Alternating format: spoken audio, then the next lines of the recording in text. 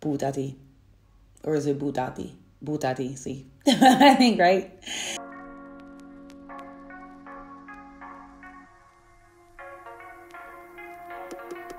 Ciao a tutti, bentornati sul mio canale. Sono Kenya come paese e sono una ragazza americana che condivide le sue esperienze all'estero, soprattutto in Italia. E se sei già iscritto da un po', potrebbe essere forse un po' strano sentirmi parlare in italiano perché di solito parlo in inglese.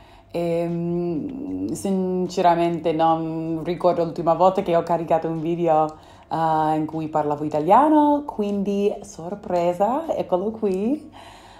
Sì, parlo italiano. Ho i miei giorni buoni e cattivi e non posso dire di essere perfetta, ma sto facendo del mio meglio e non giudicarmi se faccio qualche errore. Però oggi voglio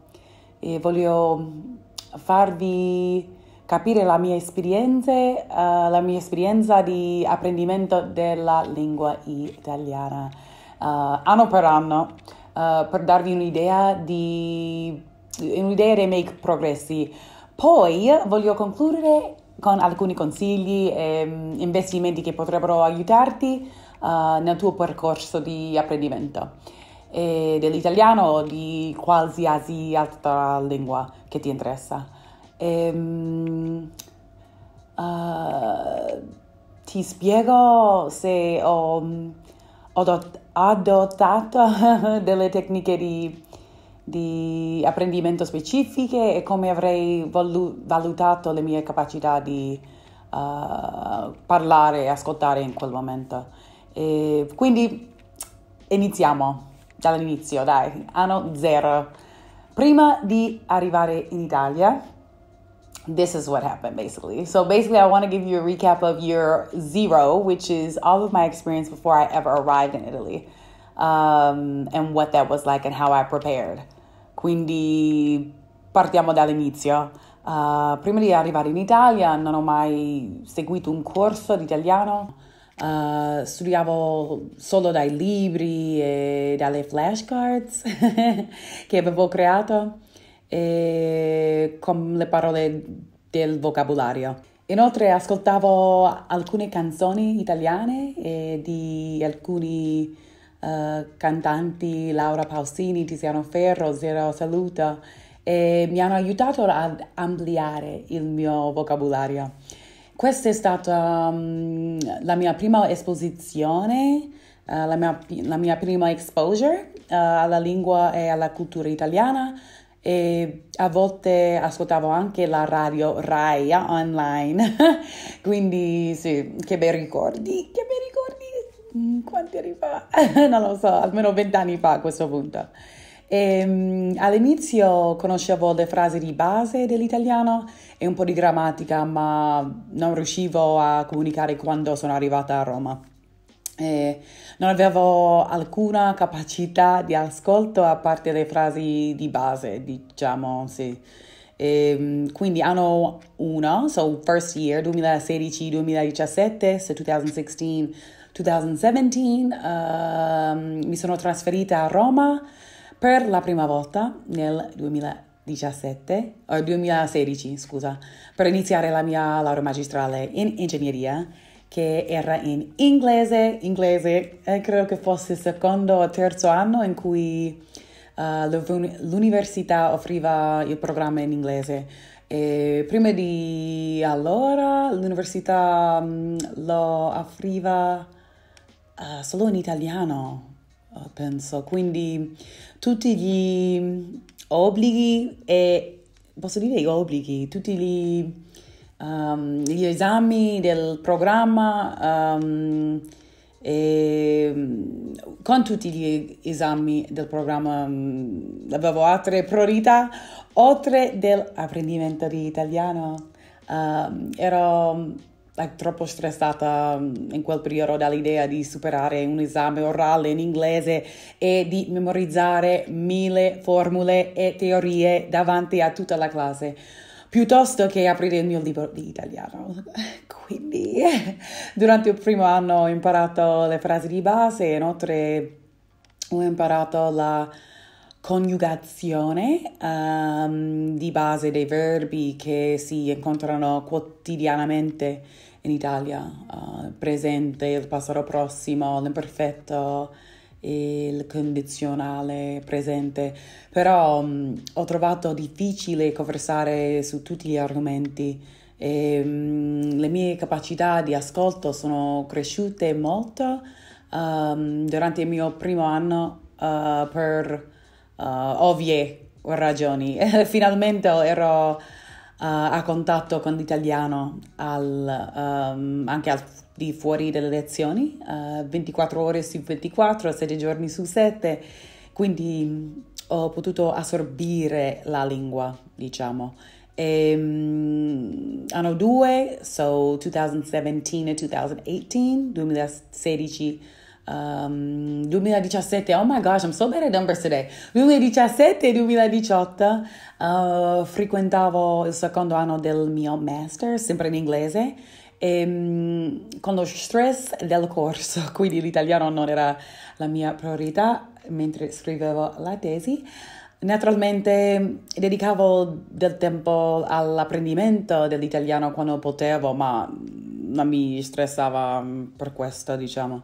Al contrario, ho avuto un approccio, how can I say it? Not serious, just casual, a caso. E quest'anno ho aperto un libro di grammatica solo per, non lo so, pochi mesi, perché ero troppo impegnata con l'università e con tutte le formule, i calcoli di ingegneria. Il mio modo di parlare è migliorato notevolmente a lot, e potevo fare conversazioni di base senza stressarmi troppo, tuttavia l'italiano mi sembrava ancora una forzatura. Alcune situazioni andavano chiarite e a volte ero ancora confusa. Quindi vabbè, anno 3, 2018-2019, 2018-2019, third year here. Quest'anno ho continuato a scrivere la mia tesi e mi sono laureata con il mio master mentre lavoravo a tempo pieno. Lo stress in questo periodo è stata una cosa, non riesco a spiegarlo, veramente. Quest'anno mi sono trovata a un incrocio, decidere se rimanere in Italia o tornare negli Stati Uniti in base al mercato del lavoro e alle prospettive. Ho deciso di restare e di stare in Italia e ho iniziato a lavorare a tempo pieno in Italia, occupandomi principalmente della corrispondenza in inglese sul posto di lavoro. Ovviamente, quindi I always wrote everything English emails, always. E l'italiano è passato in secondo piano, nel secondo posto, ma ho potuto mantenere il mio livello e migliorare un po'. Quindi questo era il terzo anno 4, fourth year. Quest'anno ho lavorato a tempo pieno senza più studiare e finalmente mi sentivo bene con l'italiano. Potevo uscire e socializzare e poi la pandemia. Finalmente potevo mostrare la mia personalità in italiano, essere più libera e conversare su vari argomenti. E poi quando è arrivata la pandemia mi ha mandato in depressione con l'italiano. Per coloro che non sono stati presenti o che seguono il mio canale, mi trovavo in Perù quando è iniziata la pandemia. Le frontiere erano chiuse e io ero praticamente nel paese e non potevo uscire. Così ho iniziato a lavorare in remoto o da remoto, da lì perché non sapevo quando sarei possibile di tornare in Italia o in America. Quando finalmente sono tornata in Italia, ho scritto una lista di tutti i miei obiettivi della vita e ho fatto dell'apprendimento di italiano una priorità assoluta, assoluta. Ascoltare a questo punto non era più un problema per me. Riuscivo a capire tutto, tranne le parole burocratiche o le frasi politiche complicate, queste cose così, non lo so. E anno 5, quindi 2020, 2021, 2020-2021. Quest'anno ho finalmente deciso di frequentare un corso di gruppo di italiano online per alcuni mesi e che è stato divertente durante il periodo di lockdown della pandemia e ho conosciuto molte persone amichevoli che condividevano la passione per l'apprendimento di italiano e è stata una grande esperienza. Ho imparato il livello più alto della grammatica italiana e le coniugazioni più complicate che mi hanno aiutato a capire la complessità della lingua. E il mio modo di parlare è migliorato grazie a argomenti grammaticali più complessi, ma ho dovuto ancora riflettere per esprimere frasi specifiche. E l'ascolto non è stato più difficile, diciamo. Per me, tranne, non lo so, che per una o due parole a caso che ho avuto bisogno di aiuto per capire. E anno 6, 2021-2022, il mondo si è aperto un po' di più dall'inizio della pandemia e ho mantenuto lo stesso livello di italiano, sia dal punto di vista grammaticale che della conversazione, quindi forse sono migliorata un po' e non mi accorgo, scusa. Parlare è un problema per me solo se c'è un vocabolario tecnico che devo imparare perché non lo uso nel mio campo. E lo stesso per tutti, penso. Ad esempio, se sei un medico, non conosci il vocabolario di ingegneria e viceversa, penso, non lo so, non credo che sia qualcosa di strano, non lo so.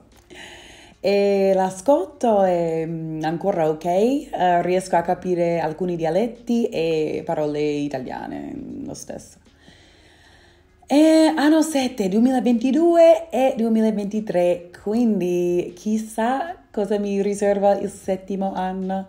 Ho intenzione di dedicare più tempo all'apprendimento di italiano. Un giorno sarò come si dice, traduttrice di italiano. No, scherzo, non credo proprio che la mia carriera sarà questa, ma un mio obiettivo padroneggiare la lingua, ok? C1 più, C2, come no? Let me think, some final comments? Non lo so, non sono perfetta in italiano, ma la mia energia e il mio impegno dipendono dalla giornata. Ero abituata a pensare che l'apprendimento di una lingua fosse lineare e che si potesse solo salire, ma non è così che funziona. È come una montagna russa, veramente una montagna russa. Ci sono giorni buoni e giorni cattivi, diciamo, ma arrenderti e vedrai che andrà tutto bene. Ovviamente è più facile a dirsi che a farsi. I think that's how you say that, right? Più facile a dirsi che a farsi, penso di sì. Consigli. Onestamente non c'è un momento giusto per dedicare il proprio tempo all'apprendimento di una lingua, ma nel mio percorso mi sento di dare qualche consiglio. The first, se puoi dedicarti a tempo pieno senza lavorare altri obblighi a una lingua per almeno un mese, meglio se 3, per studiare le basi e comprendere gli elementi essenziali di una lingua. La maggior parte di noi non sarà in grado di farlo, ma se sei una persona fortunata che puoi farlo, te lo consiglio vivamente. E vivamente, ok? Vivamente. Quando inizi a imparare una lingua, non fermarti, non fare pause. This is number 2. Non fare pause. Cerca di trovare un po' di tempo nella tua giornata per studiare, anche 10 minuti sono meglio di niente. Se ti fermi, devi ricominciare dal capo. Number 3, circondati il più possibile di questa lingua e cerca di fare amicizia. Per me è stato molto difficile perché gli italiani del mio programma erano una clique un po' e non mi sembrava che lasciassero entrare gli studenti internazionali e ripensandoci. Probabilmente avrei cercato di più di creare un legame. Comunque si vive e si impara. Number 4, ti incoraggio a prendere lezioni private di persona o online. In presenza online, almeno una volta alla settimana per risolvere argomenti grammaticali complessi, eccetera. Le cose peggiorano se non impari le basi e le fondamenta della lingua. Number 5. Divertiti. Imparare una lingua non dovrebbe essere così seria. Io avevo talmente paura di sbagliare che mi sono trattenuta a questo e questo non è stato un bene, diciamo. Quindi anche se è più facile a dirsi che a farsi, cerca di non avere inibizioni e buttati. O is it buttati? Buttati, sì. I think, right? Ad ogni modo, questo è tutto per questo video. Se non l'hai ancora fatto, metti un like e commenta qui sotto con i tuoi consigli per imparare una lingua. Iscriviti al mio canale e ci vediamo al prossimo video. Ciao!